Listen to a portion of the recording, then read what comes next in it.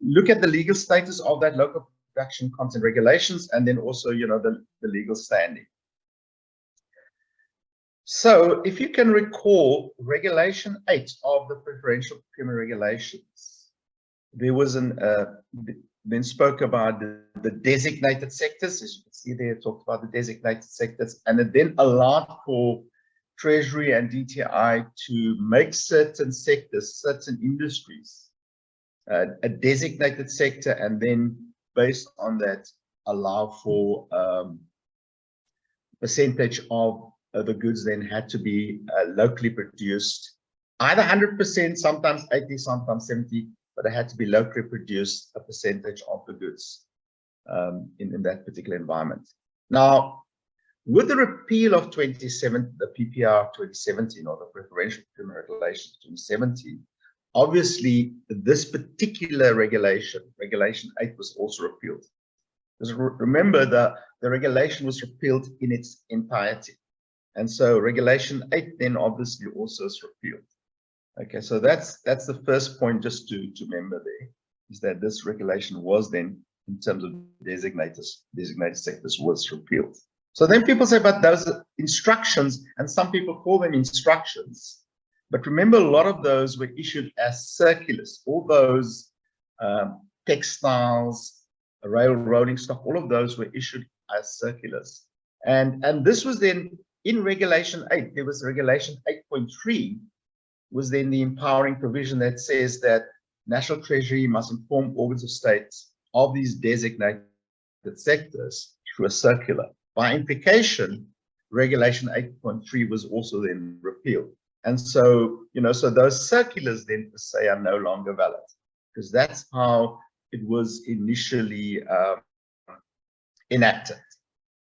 Okay. And so you can see all the circulars, and Sean kind of put it here in quotes, but I mean, all these circulars then were issued. And that is just one example, Circular 1 of 2021, that was issued under the regulation, although it said in the Act, but the Act didn't really talk about local content. It was the regulations, the 2017 regulation, then had Regulation 8 that talked about, and specifically 8.3 that said you must issue, National Treasury must issue circulars. So as an example, all these circulars then are no longer, and that's our opinion, are no longer enforceable. Okay, and no longer enforceable. You don't have to. So if you buy cement, you don't have to now say you needed to have a certain local content percentage. And here it's again, I mean, so Sean just referred to the Regulation 8.3 again, the circular, no longer valid. Okay. Because the circular, and yeah, you can see there in the circular, it then said the circular was issued in terms of Regulation 8.3. 8.3 has been taken. I know I'm repeating myself a bit, but just wanted to make sure that you understand that the Regulation 2017 was repealed in its entirety. That means Regulation 8. That means Regulation 8.3 was repealed. These were all the designated sectors prior to January 2022 that organs of state had to comply with in terms of designated sectors, right? And you can see when we facilitated training, we actually had 3 slides. There were so many, we couldn't fit. We started off with 1 slide, and then as we ran our training, those were actually running over 3 slides. So all of those sectors are no longer valid in terms of a designated sector. Okay, so you no longer have to, you no longer must. If you buy textiles, you no longer have to say it must be 100% local. Okay, it's no longer applicable. So from a legal standing, you no longer have to, for any of these things you buy, you no longer have to stipulate it must be plastic price, must be 100% local. So just want to be clear on that.